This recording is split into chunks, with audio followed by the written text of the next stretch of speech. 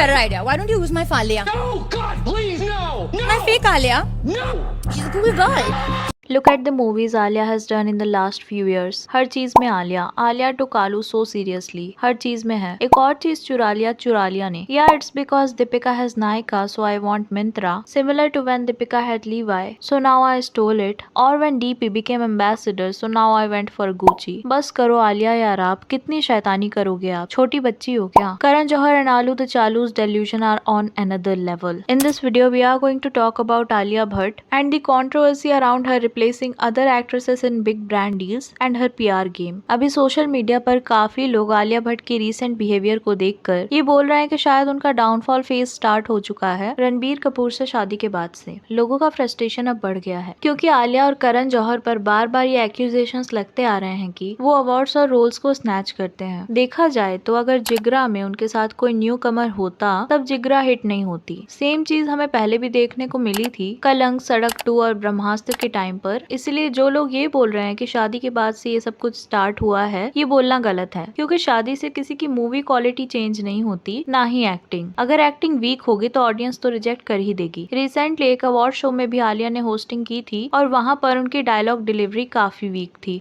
Welcome to our tech rehearsals. It's my first time and as you can see I'm fully in character and why don't you watch our journey? से लेके 2026 तक इतना कुछ बदला होगा। Okay, if I have to think about it, in 2019 I was shooting for a Sanjay Leela Bhansali movie. Correct. In 2026 I'm kind of still shooting for a Sanjay Leela Bhansali. लोग तो ये भी बोल रहे थे कि कुछ लाइंस कॉपी की गई थी। कई लोगों का मानना है कि आलिया ने गंगूबाई फिल्म की इतनी बड़ी सक्सेस के बाद अपने आप को इंडस्ट्री में एक स्टार की तरह देखना स्टार्ट कर दिया था। ये चीज रॉकी और रानी की प्रेम कहानी के प्रमोशंस में देखने को मिली थी क्योंकि इस फिल्म की सक्सेस का क्रेडिट लार्जली आलिया को ही दिया जा रहा था, जबकि रणवीर सिंह के कॉन्ट्रीब्यूशन को कंपैरेटिवली इग्नोर किया गया। उसके बाद आलिया की PR टीम ने जिगरा को लेकर काफी हाइप क्रिएट करने की कोशिश की थी। उस टाइम पर आलिया और करण को लगा था कि फिल्म बॉक्स ऑफिस पर बड़ा हिट बनेगी, लेकिन फिल्म एक्सपेक्टेड परफॉर्मेंस नहीं दे पाई थी। इसी वजह से काफी लोग बोलते हैं कि जो सिचुएशन अभी आलिया फेस कर रही हैं, उसके लिए किसी और को ब्लेम करना सही नहीं है क्योंकि इन सब के लिए आलिया के चॉइसेस ही रिस्पॉन्सिबल है। लेकिन इसे डिस्कशन के बीच एक और नैरेटिव भी पुश किया जा रहा है। आलिया की PR ये हाईलाइट करने की कोशिश कर रही है कि रॉकी और Rani had one of the biggest cultural impact in India and overseas, making it one of the biggest and best modern day rom coms we have gotten out of Indian cinema. Alia की एक्टिंग देखकर मोस्ट लोगों का कहना है अगर Bengali journalist का role किसी और एक्ट्रेस ने प्ले किया होता तो शायद फिल्म और भी बड़ी ब्लॉकबस्टर बन सकती थी क्योंकि आलिया का लुक, पर्सनालिटी और बोल्डनेस एक मॉडर्न बंगाली वुमेन के कैरेक्टर के साथ मूवी में फुल्ली मैच नहीं कर रहा था और डायलॉग डिलीवरी भी उतनी स्ट्रॉन्ग नहीं थी। Thank you, Tina. Well done. Leave. Thank you. Now. तो किस तरह की हो गया? Do you want Shahid will be a part of your bachelor party?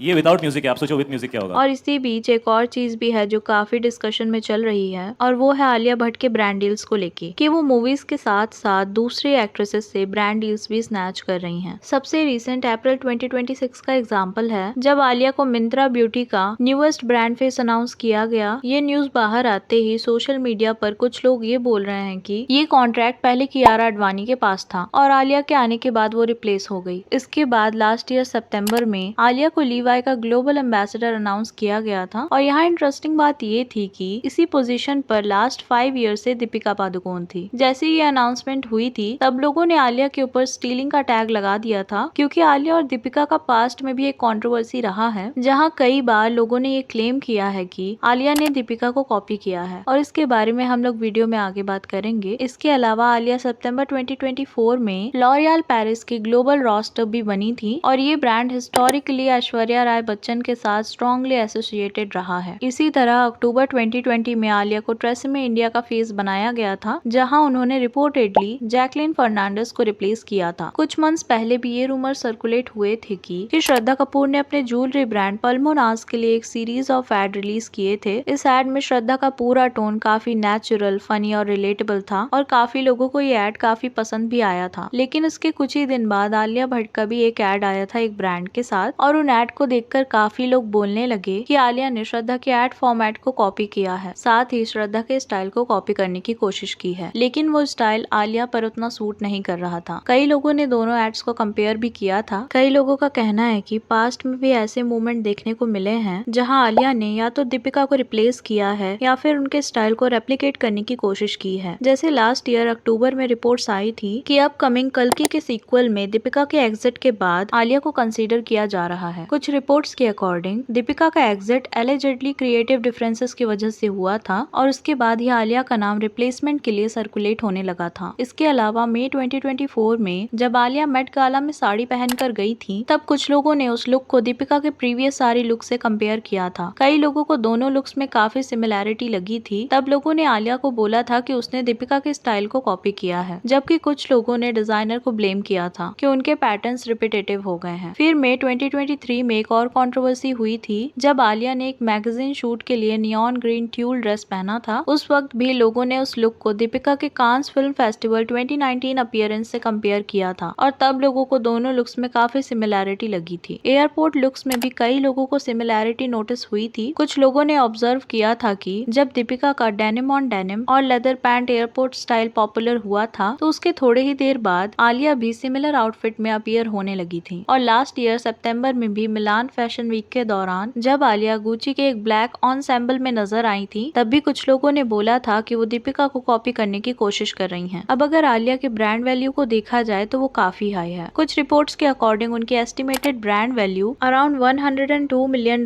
तक पहुंच चुकी है और वो एक एंडोर्समेंट के लिए अप्रॉक्स 3 करोड़ से लेकर 9 करोड़ तक वो चार्ज करती हैं। इसके बीच एक और रूमर भी काफी सर्कुलेट हुआ था कि आलिया और करण जौहर के रिलेशनशिप में थोड़ा डिस्टेंस आ गया था। रिपोर्ट्स के अकॉर्डिंग आलिया ने एलिजिडली करण की एक फिल्म को रिजेक्ट कर दिया था, जिसके बाद दोनों के बीच थोड़ी ऑकवर्डनेस आ गई थी। मैंने अपनी प्रीवियस वीडियो में भी ये सब डिस्कस किया था कि आलिया रिसेंटली कुछ आउटसाइडर को सपोर्ट या लॉन्च करने की बात कर रही थी और इसी वजह से काफी लोगों का ये भी कहना है कि शायद वो अपनी पब्लिक इमेज को सॉफ्टन करने या इमेज वॉश करने की कोशिश कर रही हैं। I could be India's first ever female prime minister. I could just be. Alia, we've already had a female prime minister. We've already had a female. Indira Gandhi. Ooh. Indira और पूरा context जानने के लिए आप लोग ये वाली video देख सकते हो। लेकिन अब नए रूमर्स ये कह रहे हैं कि आलिया और करण के बीच सब कुछ फिर से नॉर्मल हो गया है और उनका प्रोफेशनल इक्वेशन वापस स्ट्रांग हो रहा है। फिर भी सोशल मीडिया पर एक और नैरेटिव चल रहा है कि आलिया आजकल एक्टिंग के अलावा हर पॉसिबल चीज ट्राई कर रही हैं रेलेवेंट रहने के लिए, चाहे वो ब्रांड एंडोर्समेंट हो, फैशन अपीयरेंसेस हो या ग्लोबल कोलैबोरेशंस। और ये सब करने के चक्कर में कभी कभी उनका बिहेवियर लोगों को क्रिंज लगने लगता है, जिसकी वजह से उन्हें काफी ट्रोलिंग भी फेस करनी पड़ रही है। आज की वीडियो के लिए इतना ही। Do let me know your thoughts on this, do let me know in the comments. और वीडियो पसंद आई हो तो प्लीज चैनल को सब्सक्राइब, वीडियो को लाइक कर देना। मिलता है नेक्स्ट वीडियो में। Thank you.